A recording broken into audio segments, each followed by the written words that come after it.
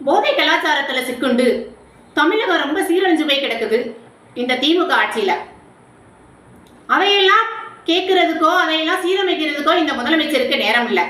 ஆனா அதை விட்டு போட்டு பாராளுமன்றமோ எலெக்ஷன் கமிஷனோ அறிவிக்காத ஒரு அறிவிப்பை தொகுதி சீரமைப்பு பற்றி நாளைக்கு அனைத்து கட்சி கூட்டம் நடத்த போறாராம். ஐயா, தமிழக முதலமைச்சர் ஐயா அவர்களே, ஒன்னே ஒன்று உங்ககிட்ட கேட்டுக்கிறேன்.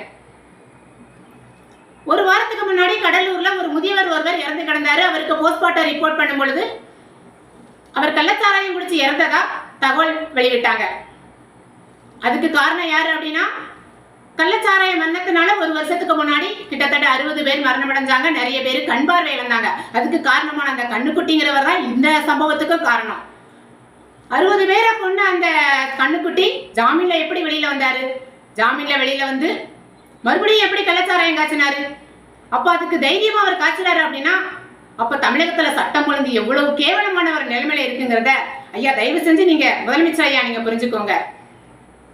அப்போ இவ்வளவு மோசமான நிலைமையில மக்கள் பாதிக்கப்படுறாங்களே, அதுக்காக நம்ம ஒரு அனைத்து கட்சி கூட்டம் நடத்தி இந்த கள்ளச்சாராயத்தை சுத்தமா ஒழிப்போமே அப்படிங்கிற எண்ணம் உங்களுக்கு இல்லை. ஆனா மக்கள் வந்து உங்களை பத்தி நீங்க உங்களோட ஆட்சி ரொம்ப மோசமா இருக்குங்கிறத மக்கள் புரிஞ்சுக்கிட்டாங்கிறத மடைமாற்றம் செய்யறதுக்காகத்தான் நீங்க நாளைக்கு அனைத்து கட்சி கூட்டம் நடத்துறீங்க. நாளைக்கு அனைத்து கட்சி கூட்டத்துக்கு எவ்வளவு செலவாகும் தெரியுமா? மக்களுடைய வரிப்பணம் தான் வம்பாகுது.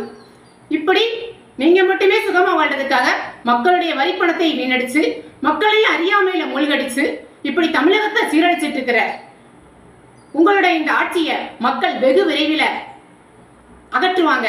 திமுகவை தமிழக மக்களே சற்றே சிந்தியுங்கள். நம்ம எல்லாம் ஏமாற்றிக் கொண்டிருக்கும் இந்த திமுகவை புறக்கணிப்போம். தேசத்தை பாதுகாப்போம். பாஜகவை ஆதரிப்போம். ஜெய்ஹிந்த்.